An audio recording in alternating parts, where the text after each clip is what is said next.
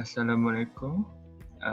Pada hari ini, grup kami adalah grup 5 akan membentangkan subjek UICL 2032, Pemikiran Sains dan Teknologi, membawa tajuk Sains dan Teknologi dari Perspektif Islam dan Barat.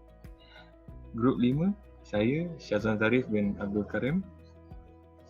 Seterusnya ialah saya, Syahir Hisham bin Aman Shah. Dan saya, Muhammad Fauzan bin Rusnan. Ya, nama saya Tipe Shah. Saya Vinod Kumar Krishnan. Okay. Itu adalah grup-grup kami, ahli grup kami. Okey.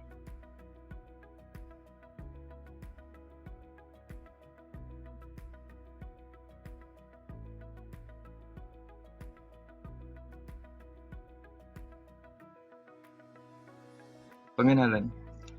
Definisi sains dan teknologi. Istilah teknologi berasal daripada gabungan dua perkataan iaitu lexne dan logos. Istilah texne di dalam bahasa Yunani bermakna seni atau kerja tangan dan logos bererti wacana atau kajian sistematis. Oleh itu, istilah teknologi lebih merujuk kepada ilmu yang bersifat praktikal dan berbeza daripada istilah sains yang merujuk kepada ilmu yang bersifat teoritis.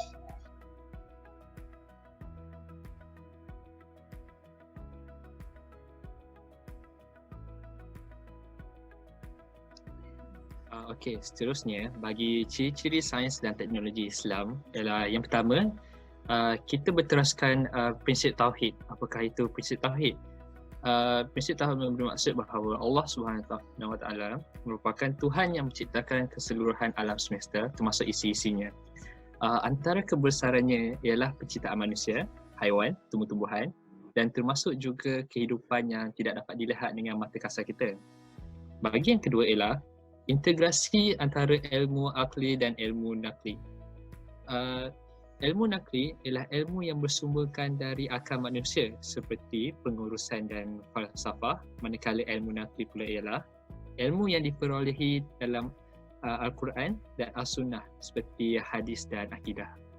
Pencapaian sains dan teknologi tidak boleh berteraskan ilmu akli sahaja kerana integrasi ilmu akal dan ilmu nakli memberi maksud kepada gabungan kedua-dua ilmu tersebut. Okay, Assalamualaikum. Ciri-ciri ketiga untuk sains dan teknologi dari perspektif Islam adalah alam sebagai pembawa mesej. Dalam sains Islam, alam semesta dan fenomena tabi'i merupakan kitab Allah yang mengandungi dan merakamkan pelbagai mesej, rahsia dan ilmu yang disampaikan oleh Allah Subhanahu Wa Taala kepada manusia. Untuk berfikir dan merenung tentang kejadian ciptaan Allah Subhanahu Wa Taala yang sungguh hebat. Alam nyata ini tidak wujud sendiri tanpa penciptanya, iaitu Allah Subhanahu Wa Taala. Sifat tabi'i bukanlah sesuatu yang bersifat semula jadi, kebetulan, tidak sengaja dan tidak ditentukan oleh keadaan dan kehendak alam. Tetapi sebaliknya segala kejadian adalah tertakluk pada kehendak dan kekuasaannya. Okey. Ciri-ciri keempat adalah kebenaran wahyu adalah kebenaran mutlak. Menurut Islam, segala pencapaian sains dan teknologi tidak bermakna jika kebenaran mutlak iaitu absolute truth dinafikan. Kebenaran mutlak ini ialah bersumberkan dari Tuhan seperti Al-Quran dan As-Sunnah. Kebenaran yang berasaskan pengetahuan empirik iaitu ilmu sains dan teknologi merupakan suatu cabang daripada kebenaran relatif, iaitu suatu kebenaran yang akan berubah-ubah mengikut konteks, semasa dan juga sesuatu. Pengetahuan empirikal ini juga haruslah sejajar dengan dalil Al-Quran dan juga As-Sunnah. Ciri-ciri kelima adalah sains dan teknologi ialah dapat mengukuhkan iman. Sains Islam penuh nilai keberkatan ilmu, kebijaksanaan, ketajaman daya faham dan juga kebenaran. Pencapaian sains dan teknologi adalah anugerah ilmu yang mempunyai pelbagai maklumat untuk meyakinkan manusia dengan bukti bahawa Allah Subhanahu Wa Taala ialah pencipta, pendidik dan pemelihara alam semesta ini. Sains dan teknologi juga haruslah dijadikan sebagai cara untuk mendekatkan diri dengan Tuhan, disampingkan menjalankan tanggungjawab kita sebagai seorang Muslim dalam menyumbang untuk masyarakat dan juga menjalankan tanggungjawab kita sebagai hamba kepada Yang Maha Agung.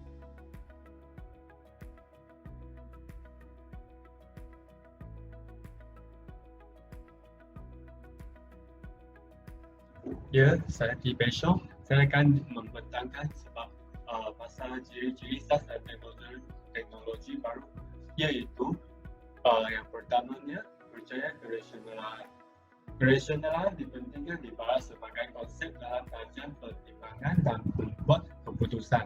Karya psikologi Daniel Kahneman dan Amos Tversky yang sangat berpengaruh secara komprehensif menunjukkan bahawa kita sering gagal membuat keputusan yang rasional seperti bimbang seragam pengganas tetapi bukan melintas jalan.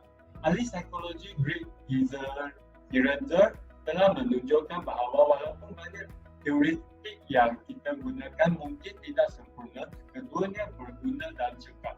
Satu-satunya kaedah untuk mengetahui kebenaran iaitu cara untuk barang iaitu langkah kaedah saintifik berjalankan dengan cara buat pemerhatian, iaitu kita kena tahu apa yang kita kena buat, apa yang kita kena cari. Lepas tu kemukakan soalan mengenai pemerhatian dan kumpulan maklumat, iaitu mendapatkan semua data untuk membuat membincangkan barang tu.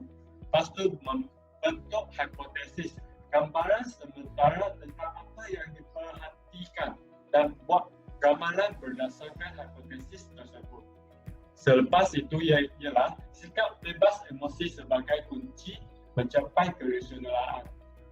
Mahkamah Hak Asasi Manusia Eropah mendapati bahawa seorang tidak boleh dipaksa untuk menunjukkan pandangan atau tingkah laku yang berkaitan dengan agama tertentu. Ini bermaksud sebagai contoh bahawa pihak berkuasa awam harus berhati-hati ketika menggunakan prosedur yang melibatkan sumpah-sumpah. Syarat untuk bersumpah dengan teks agama seperti Alkitab dan akan melanggarkan undang-undang hak asasi manusia. Bentuk penegasan alternatif harus ada yang tidak berkaitan dengan agama. Selepas itu ialah tidak memihak. Seorang ahli sains harus meminati ciptaan ilmu baru dan natijah penggunaannya. Kaedah saintifik adalah satu salah kaedah di mana pengetahuan diciptakan. Namun ini bukan satu-satu cara kita mengetahui dan akal atau memahami dunia kita.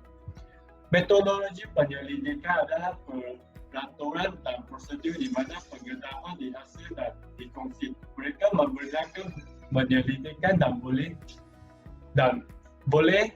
oleh itu tuntutan pengetahuan dinilai di kriteria berkaitan biasanya digunakan untuk menilai penyelidikan saintifik. Selepas itu ialah menanggung keputusan.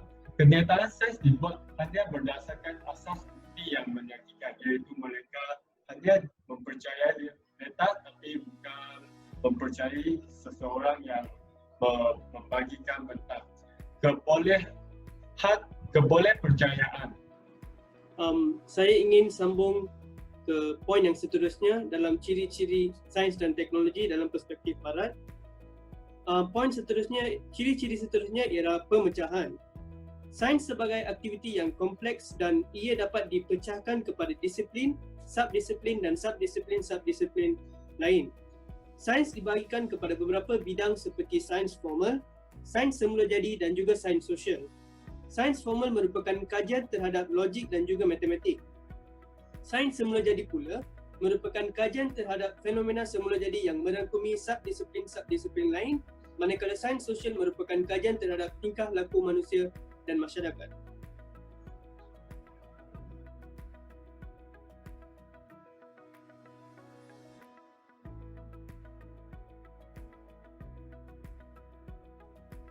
Okey, kesimpulan, teknologi barat telah banyak mewarnai budaya dan tamadun umat Islam. Walaupun Islam sebenarnya mempunyai tamadunnya sendiri yang unggul, tetapi keruntuhan tamadun Islam dan penjajahan oleh dunia barat telah menyebabkan umat Islam menjadi mundur dan terkebelakang dalam pelbagai bidang ilmu pengetahuan termasuk teknologi. Akibatnya, umat Islam menadah tangan untuk menerima teknologi asing tanpa berupaya melakukan bersuaian yang membawa bersama-samanya ideologi kepakaran. Satu pendekatan yang konkret dan bersepadu perlu difikirkan oleh dunia Islam untuk meminimumkan kesan pemindahan teknologi asing ke atas keutuhan budaya Islam yang murni serta memunculkan dunia Islam dengan teknologi yang ditandai dengan roh dan jiwa Islam. Itu sahaja daripada kumpulan kami, kumpulan 5 mengenai tajuk pembincangan kami iaitu sains dan teknologi dari perspektif Islam dan Barat. Terima kasih.